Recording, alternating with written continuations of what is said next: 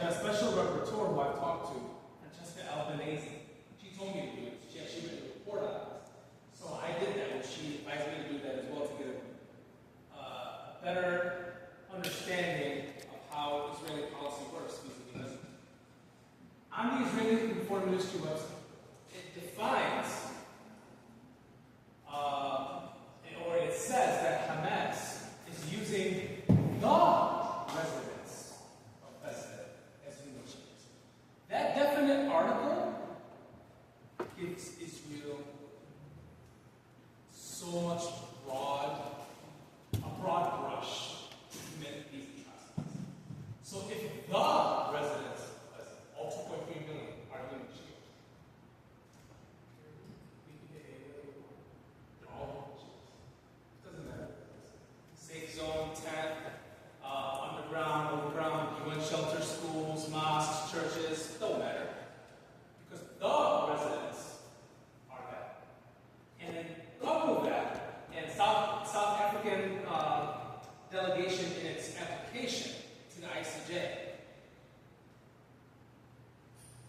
had over like 50-something, 70-something footnotes with the statements. So couple that policy, that's a policy, that's a statement of policy, with the genocidal rhetoric, reference to Amalek by Prime Minister Netanyahu, stated by former Defense Minister Yoav Gallant. Both of them are wanted for war crimes against humanity. That is great. They are wanted. If you go to the ICC website, you will see the name Benjamin Netanyahu, and you will see Yoav Gallant on that website. To me, that says something. So we have come some way. Not to the level of accountability, but at least some on the trajectory towards that. So you're coupling that policy with the genocidal rhetoric. Remember, you have learned what it said in the first week? No fuel, no interest. Cut all that off. If only Western media used its mind to say, wait a minute, I thought you were not occupying Gaza anymore. How do you have the ability overnight to control the fuel, electricity, water, and power if you're not occupying Gaza? Well, you always have been the occupier. Even, and we've heard this a lot in our nation at present, Israel left Gaza in 2005. By the way, physically that is true. They took out the army, they took out the 8,000 settlers, but they maintained what's called effective control of the territory. So, instead of controlling Gaza with boots on the ground, we will control Gaza with remote. By what? By remote. We will control who comes in, who comes out, what comes in, what comes out. The airspace, we control. Electromagnetic sphere, we control. Population registry, we know where you live, we know where your cousin lives, we know where your aunt lives, we know where your brother lives, and that is why they're able to do these so-called warnings. They'll call a house and say, we're about to bomb that house. Leave. Take, and they'll call them by name. They know exactly who lives in that house. They know the family. And that only lends credence to the argument that they know where the civilians are. Because they're not calling a house and saying, do you have any Hamas members there? They're calling and saying, Abu Muhammad, Abu Nasser. And they speak very fluent Arabic, a lot of these members in the IDF. And it's a way of humiliating. Get out, and once you leave, we may bomb you on your way out. Who knows what's going to happen to you? We're going to take you to designated safe zones. And notice how Western media even frames that. Oh, Israel drops leaflets. Notice that. Notice when you're realizing you're impending. Do you know what goes in the minds of Palestinians when they see the leaflets? Fear. Like, they know what this means. Thousands of leaflets means it's about to rain bombs everywhere. So it's not to get you out of harm's way. It's to instill fear and humiliate you and keep you in harm's way. That's the logic. But Israel can use that argument to say, well, we send warnings, etc., etc. And then when you look at Gaza geographically, 360 65 kilometers, about 2.3 million people. Just to give you some perspective, the West Bank is about maybe 5,500 kilometers, and it has about 3.2 million. 2.3, look at the size difference. Where are they going to go? Every single exit to the remainder of historic Palestine, Israel has full control over the process. So you can't leave. You're stuck. And if you want to try to flee by sea, well, guess what? You're limited to certain nautical miles. Because they will shoot down your boat, they'll shoot. That's why a lot of fishermen can't fish beyond 3 to 4 miles, where the bigger fish are at, the salmons and so on, that can really sustain their family. Because they're limited, they're constrained. It's prison. That's exactly why Amnesty International called it an open prison. Because it is, in fact, a prison. You're constrained, you're confined to a space with nowhere to go. So these so-called warnings are just humiliations. There's no such thing as designated safe zones, because those have also been attacked. And there's no such thing as tents, safe zones for tents, because they've been burnt, and we've seen Palestinians burnt alive in those tents. So yeah, but by the way, jump in. I'm just giving you my full thought process. Go ahead. What's known as the embargo, and when precisely did it start? See that again? Is this what they call the embargo, the things you've been describing? Okay, When did it yeah. start? You're talking about she's referring to the siege and blockade of Gaza, right? Yeah. Is that what you're referring to? Did you talk about these things, or was that in place before the embargo? No, okay.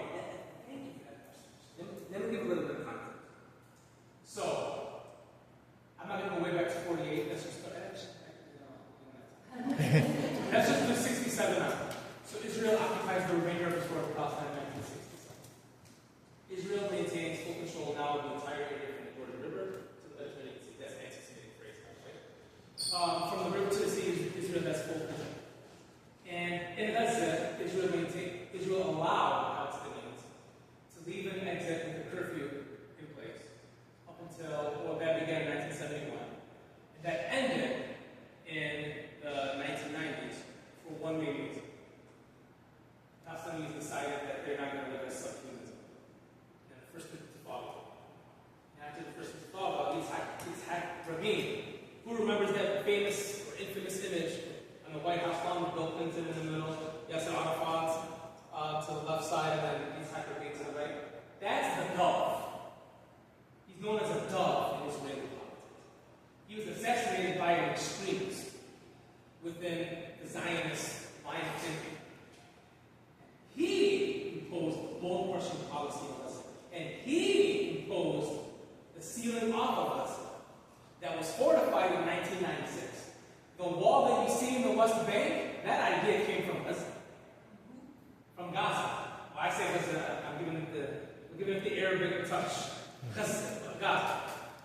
And it was Yitzhak Rabin's idea, and that translated into the apartheid wall in the West Bank.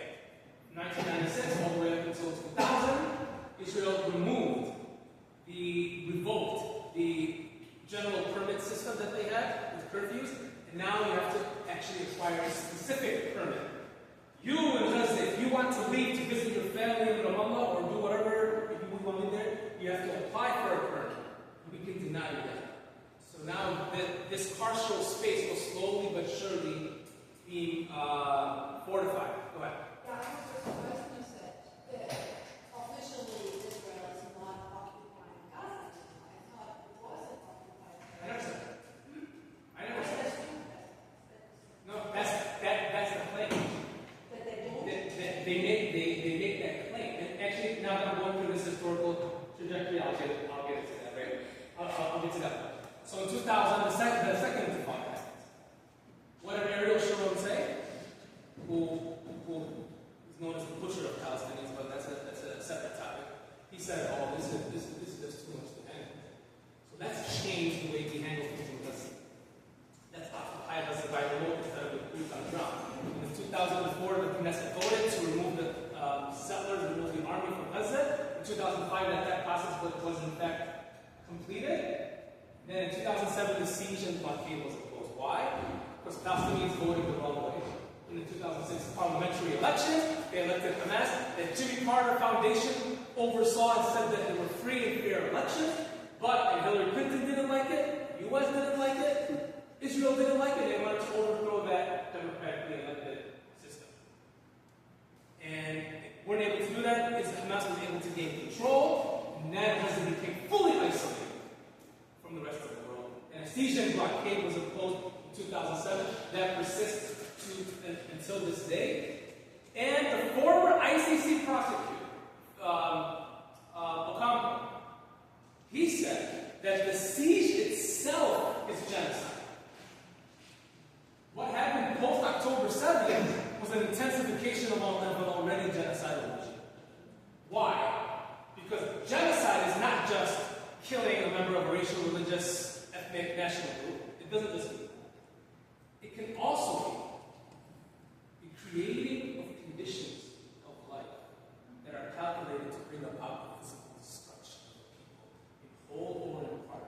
Gaza is a major part of the Palestinian collective. So the analysis goes, the siege itself is calculated to bring about the destruction of that people. So that itself is genocide. But when we think of genocide as a layperson, if you don't look at it as a legal expert, but as a layperson, you envision bodies being blown up. If you don't see that, it's hard to attach the label genocide. Genocide has not been found throughout history if there have been no deaths, right? But you don't need death to have genocide. So that's legal. That's legalese. So long as you create the conditions of life, because you can commit genocide by killing, by maiming, hurting, but also creating those conditions. So there's many ways that you can actually impose the crime of genocide. You first.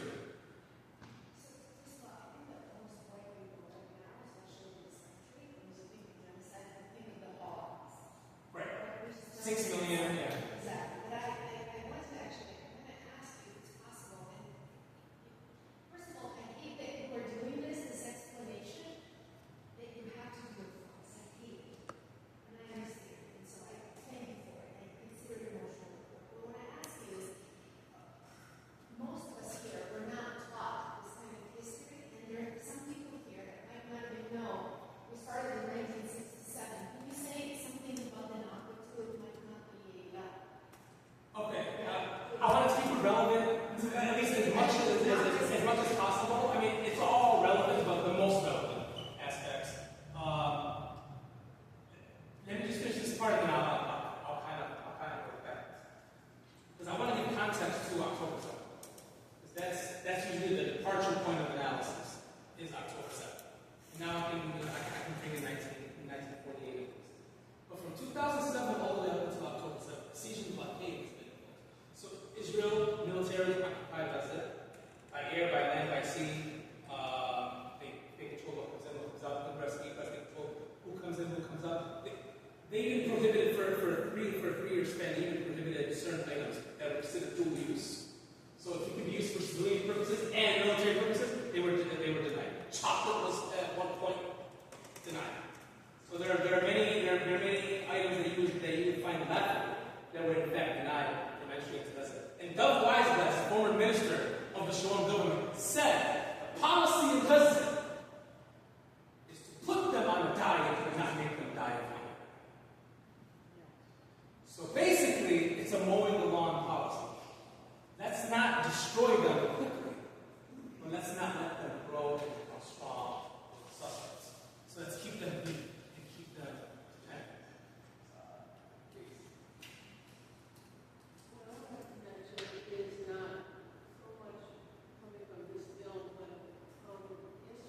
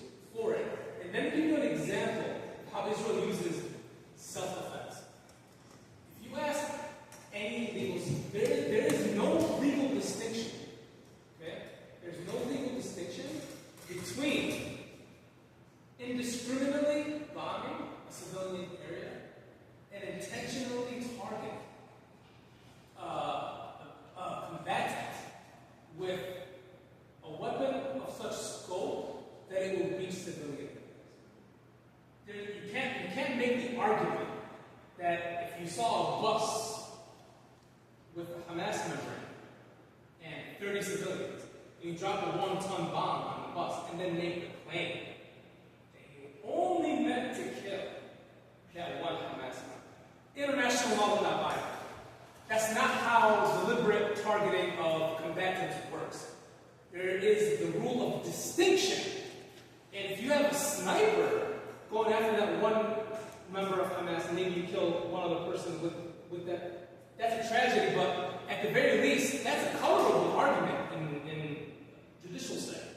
But a 1-ton bomb, you can't just bomb buildings and just say you were targeting Hamas. So that kind of stuff does not work. Please.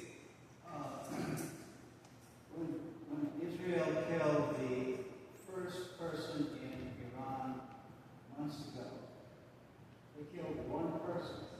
They knew exactly what room, what building he was in. I'm sorry, I don't know. Ismaili is a former leader of Hamas. Right. They killed one person. They knew what room he was in. No one else was injured. That's the level of intelligence. That's the level of targeting that they have. And so when you see them blowing up a whole building full of civilians, there's no excuse. Okay, and the problem is that we're talking about, in my opinion, why aren't we concentrating on the fact it's the politicians who are actually allowing this to happen and continuing to do it. Netanyahu, our presidents, I think even our senators, I don't have any tolerance for either party right now, because they're not doing anything to actually stop the awfulness that's going on, especially in Gaza. And if you study the Holocaust, which I bet you have, and I have too, you're right. Genocide doesn't just, it doesn't just happen once they're in the camps. It started with the laws against the Jews in the bill, and then the ghettos. I tell people, it's like, don't you know what's been going on? Gaza is basically like a ghetto. They made it a I ghetto. believe Amina Haas really said that. Holocaust. She said Holocaust. And I was like, and what's going on right now with all of the laws that, and the Supreme Court agreement, what Trump is doing, it is starting the same thing here in the U.S. And when I went to the No Kings rally in Evanston, I wanted to make a sign, let's not repeat Germany of the 1930s. That is what's going on here. Unfortunately, Netanyahu and the, I think I'll call them the radical ones, the radical they have proceeded faster as it relates to repeating Germany. And I don't understand why nobody actually calls them out. It's like, do you realize that you're doing the same thing to the Palestinians that the Nazis did to you? Why doesn't anybody ask that question? I was thinking we need a Jewish bond, really, to wake people up. Because when they're watching that, I'm thinking, this is unbelievable. This is just heart-wrenching. It's horrible. Why aren't people moved at all? They're like corporate allies that they don't want to offend as well. No, I know the business of if you criticize Israel, the Zionist leaders here, it's totally nonsensical, and it doesn't make any sense at all. But I just wonder, how do you get people to wake up to the point where they actually, first they have to recognize what's going on and acknowledge that. But I mean, I went on Getty Images and I looked at those images of children, and it was just heartbreaking. What do you think? Like, did you always know about what was happening in Palestine, or did you I change your think so perspective? because I keep up with, I remember, I was one of the few people when I watched that sham back in 2002, was it? When they gave that presentation to the UN before they went in and bombed Iraq. They got us into the Iraq War. I remember thinking, this is insane. There are no weapons of mass destruction. It's obvious from that stupid presentation. And by the way, even if there was, you can just destroy an entire society just because there are. I mean, sometimes the big. I mean, if you watch the media in those 2 weeks of the war, the questions all have a premise that you have to accept. Iran cannot have nuclear weapons. We're not going to ask the question, can Iran have nuclear weapons? That's not a question that you can ask.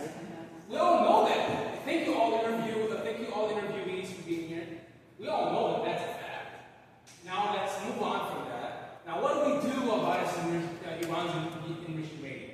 So then the disagreements among the panelists is about approach. No, we should go in, no, we shouldn't. Regime change, no, not regime change. So the whole discussion involves you accepting that premise. When there is one country in the Middle East that has not signed the nuclear non-proliferation treaty, not Iran, Israel. There's one country in the Middle East that actually has nuclear weapons, not Iran, Israel. There's one country in the Middle East that does not allow IAEA inspectors from coming in, not Iran, Israel. They're the ones that are conducting the secret nuclear weapons program. They're the ones that actually have nuclear weapons. They're the only country, they're the country between Iran and Israel. They're the country that has invaded its neighbors at least 3 times in every single decade since its existence. Whereas Iran has never invaded its neighbors. I mean, the facts alone just make you, it drives you up the wall. When you, just those basic facts, forget about the internal history of Iran. Just those basic facts. You're watching the media and you're thinking to yourself, what kind of debate are we having? Why is this the discussion? But a lot of them just fall into that. If I'm ever asked a question like that, I would say, hold on a minute. That question assumes that I agree with the premise, which says that blah, blah, blah. Can we talk about that first? Because I don't agree with that. And then you change the whole discussion. That's what we need to do in this country. Reconceptualize how we talk about that. I know the claim is that Iran harbors some terrorists that attacked Israel. You want to touch on that? You know what? And by the way, that's actually a great question. Because let's assume that that's true. You have no right to speak if you're the country that's committing an ongoing genocide right now. The first live-stream version of it ever. I'm sorry, you cannot moralize on someone else when you're in the midst of committing that. So I won't even engage the question head on. I won't even refute the facts that are inherent in the question. I would say, okay, let's assume that that's true. Who are you to talk about? You have no place to speak on that issue. You can't moralize on anyone. I guess that since it's their excuse, you want to address it somehow.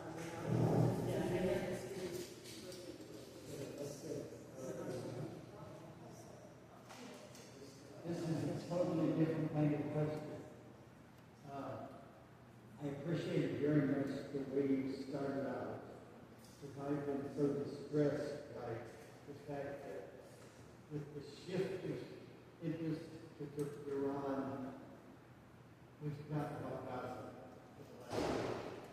But, and I agree with everything you say, but does anything give you hope?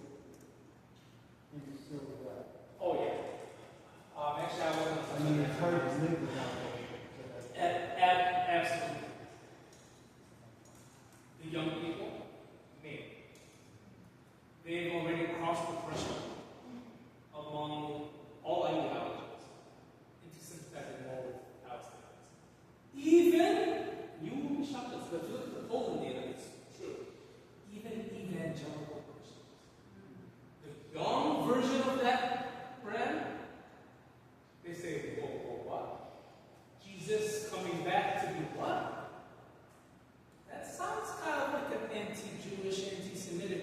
position. I don't know. Really? Is that what's going to happen? The rapture, this premillennial dispensational eschatology, all this nonsense, they're not buying it. They're not embracing it like the old guard is. You won't have a lot of John Hayes coming up. I think his style, his brand, that will die with that. So that gives me hope. Young people, because they're looking at it from a human lens, and they're not understanding things from within a political dynamic and thinking of it in a strategic way and trying to muscle their way into political life. That's just not on the minds of young people. Young people look at things consistently in a just way. They're human beings just like everybody else. They deserve equality just like everybody else. So that kind of language resonates with young people. And that's why if you look at Gallup polling, Pew Research, Quinnipiac polling, and a lot of other polling data, you will see a seismic shift in the way young people view the issue and who they sympathize with. So that gives me a lot of hope. And they're going to be the future leaders, and they're going to be the future Rashida Tlaibs and Ilhan Omars and so on. I mean, just look what happened in the last 48 hours. There's a possibility we could have a South Asian Muslim mayor of, watch this, of the city with the largest Jewish population in the world. There's more Jews in New York than in Tel Aviv. So that's just something to behold. Okay. I have this fear, and you've asked this question, and there's gentlemen here asked this question, why isn't somebody speaking? Why isn't somebody doing it? We all, are spending our Thursday night here sitting in this stuffed room, watching this movie, talking to the gentleman who came in from the park to talk to us. We're talking about these global things that happen, which is very important that we're waking up to it, but shit is happening right here in Evanston. We have an artist who, less than half a block away from here, on this underpass in the Lake Street Church, has painted a Palestinian mural twice now in 1 week, and it's been painted the next morning. The next morning. It's been written down in the round table. There are no comments, nobody's speaking about it. Right here next to you, there is a teacher who has been getting in trouble in Evanston Township High School for putting a poster of a Jewish artist.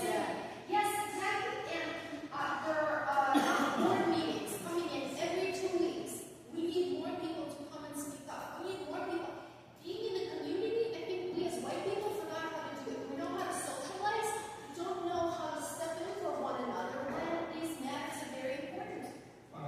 Which is why you all have come here on July 13th as we take on the schools, the city, and Northwestern, who pass on these anti-Palestinian universities. That's what you all can do, is come to that, bring all of your friends, right here, July 13th. Charles, go ahead.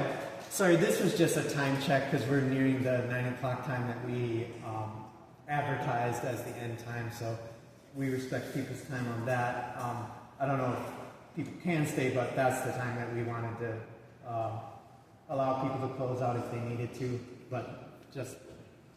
There's programs going on every Saturday where this man speaks very eloquently. Sometimes it's very cold, sometimes it's very hot, but he is there all the time, and so many of us, please come in. Please come in here.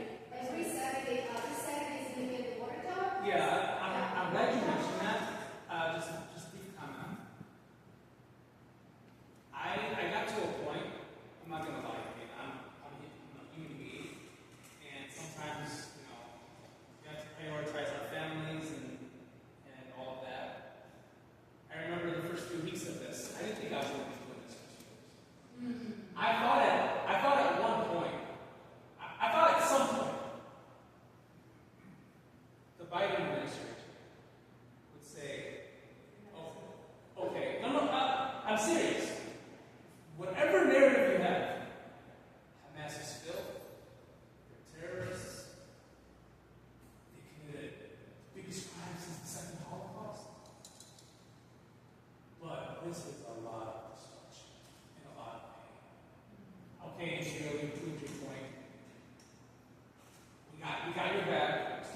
bunch of weapons, we'll give you all the money you want, just stop using them on children in Gaza. They need their survival. Have some mercy. Show mercy to this vile enemy. I'm saying it that way because I don't want them to change the narrative. You can keep your silly, groundless narrative, but at least we'll get to a point where we'll show mercy. Even Kamala Harris, which you couldn't you couldn't even give us a bone. You couldn't even, a symbolic thing. Okay, I'll have a Palestinian come speak for 2 minutes at the DNC. You couldn't even throw that in. I mean, you did, and people in my family were sitting watching her, like, she deserves to lose. Like, they comes out shouting at the screen. Like, you can't even do that. So that's the point that we were in. And I got to a point where I said, maybe we should change these rallies to bi-weekly. I'm not going to lie. I made that suggestion. We saw the clouds getting lower and lower. I think people want to live their lives, and if we make it bi-weekly, maybe more will come. We did that for a bit. There were families in Gaza that noticed and said, did you guys stop speaking up for us? And that was the end of it. When that news came to me, I said, they're finding substantive value in these symbolic gestures? Oh, we can never stop.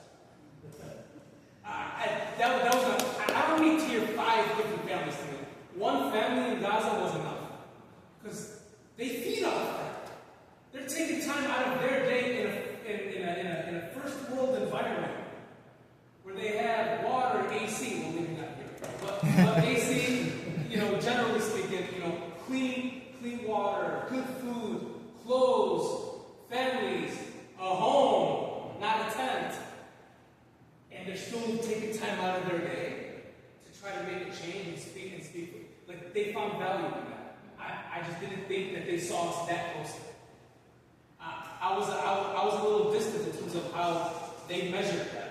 And since they attached that much value to it, I told my team, I said, we can't. This has to go on forever if need be. We can't do it. I think all of us here, I think this movie and you, and everybody else, we're all preaching to the choir ourselves. Okay? So I have tried to reach out to my Jewish friends to find out what they actually think. And you'd be surprised, most of them can't stand that reality, and they don't like the direction they're taking it. And unfortunately, I don't know, overall society has just lobbed on to anti-Semitism as a major thing that we have to fight. Now, I bet nobody here is anti-Semitic. I'm certainly not, but maybe some self-hating Jews, though. But I think for this movement, so that they can't play that card, we have to reach out to our Jewish friends who agree with us and get them involved. Because, if we all, as non-Jews, they're going to play that card. They're going to continue to play that card. So, that's it. And on a hopeful note, they're already retreating a little bit. Like, they're not, when I started at the school, our Palestine school, they were saying that just having a Palestinian flag was anti-Semitic, and the phrase "Free Palestine" was anti-Semitic. They retreated from that a little bit. At least they won't say it in public. They'll do it behind the scenes. So those programs in schools. yeah, there's a group of people who will do anything to censor any talk about Palestine, but they're having trouble doing it with a straight face where people are talking about it. And I know, I'm sure, a fair amount of us are Jewish, people like on the scene, but I'm sure there are some Jewish people like me in here. I know, I felt surrounded on this for 30 years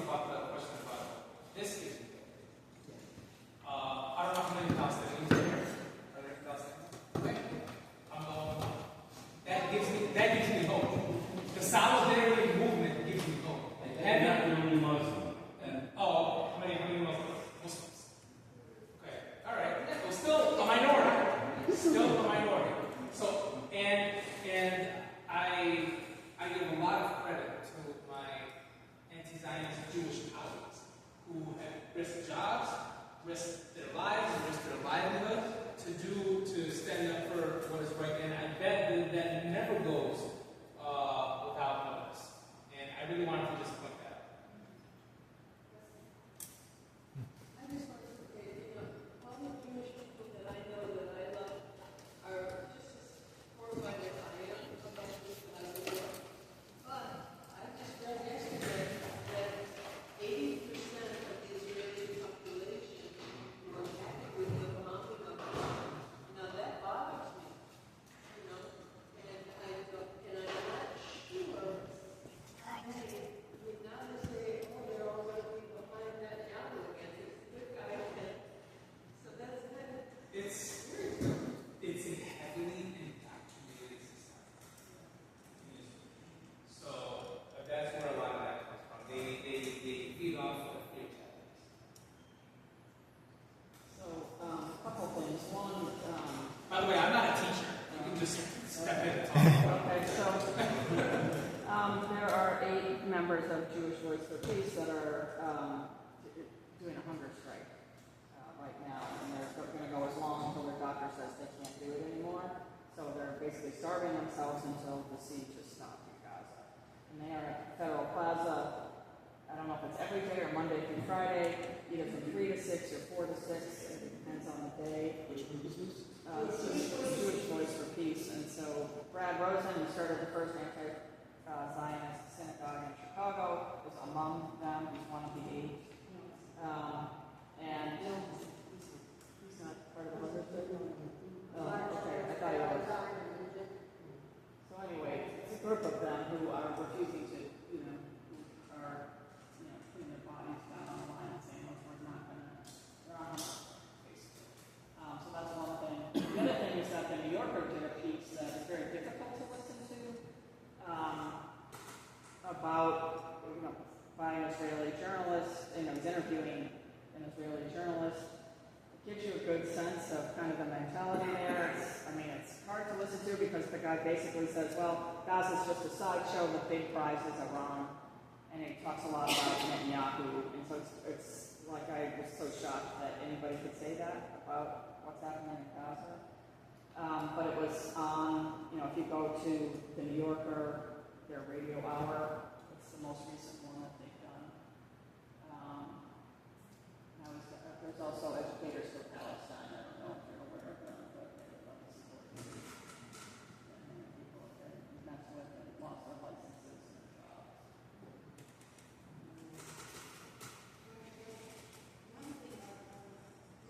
One thing I was concerned about is the Amnesty International lady, I think, how is it serving anybody to undermine international law that the main players like the United States and Russia have actually created? Now, nobody is held accountable. So how does it help anybody? How do you reconstruct international law that anybody can be held accountable? Yeah. You can't tell me anything anymore. It seems like kind of a We are seeing some strides in the right direction. Israel was put on trial for the first time in its history with the ICJ. 2 of its leaders are wanted for war crimes and crimes against humanity. So the ICJ, the ICJ ruling will come probably years from now. It's going to take a long time. Oslo ruling came 10 years in, so this could be 2030 maybe or something like that, where we actually have a ruling on what actually took place in Gaza. But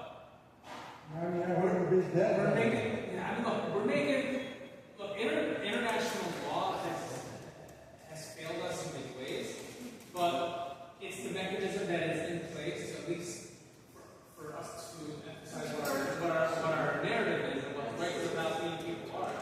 And, you can't look. We have, and we can end it on this. We have 1 or 2 options. We either do nothing and just assure defeat, it's over. Or we do something and